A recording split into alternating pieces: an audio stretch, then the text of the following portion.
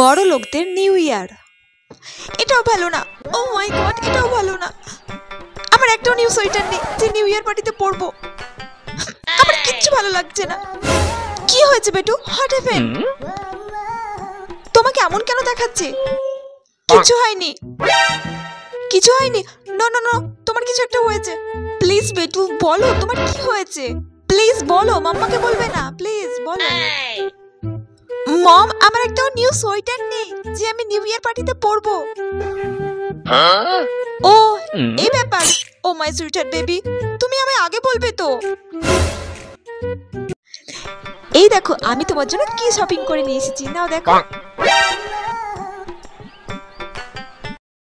Wow mom, so nice. আর এই নাও, এই ড্রেসটাও দেখো নিউ ইয়ারে পরবে। আরো একটা গিফট, কই দেখি মম।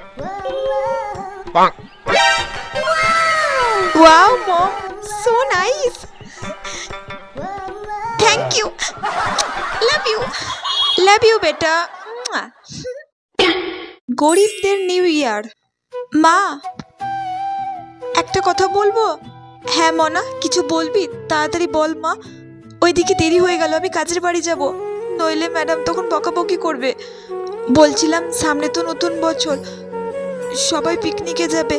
আমার তো একটাও নতুন সোয়েটার নেই মা, আমার একটা সোয়েটার কিনে দেবে?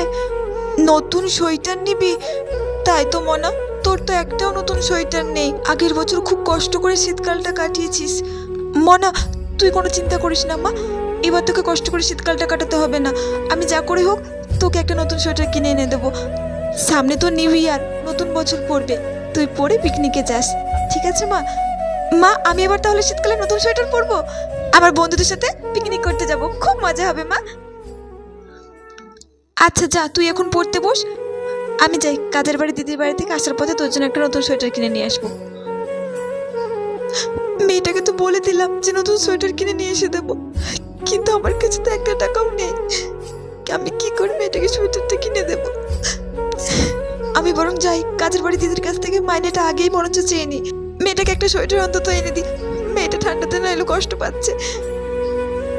মনা। হ্যাঁ মা ডাকছো? এই দেখ মা তোর জন্য কি এনেছি, নতুন সোয়েটার। আমার জন্য নতুন সোয়েটার এনেছি, দেখ। কই দেখি মা। ওয়াও মা, সোয়েটারটা খুব সুন্দর হয়েছে, কি মজা। আমিও নিউ ইয়ারে এই সোয়েটারটা পরে যাবো পিকনিকে, খুব মজা হবে। তুমিও তো একটা সোয়েটার বা চাদর নিতে পারতে, তোমারও তো ঠান্ডাতে খুব কষ্ট হয় মা। ও মা এতে ঠান্ডা লাগে না, কাজ করলে আমার এমনিতে গরম লেগে যায়, বুঝলি মা? আমার আর চাদর সোয়েটার লাগবে না, তুই পরলেই আমি খুশি। মাকে ভালোবাসলে অবশ্যই কমেন্টে আই লাভ ইউ মা লিখো, একটা লাইক করে দিও। সবাইকে হ্যাপি নিউ ইয়ার।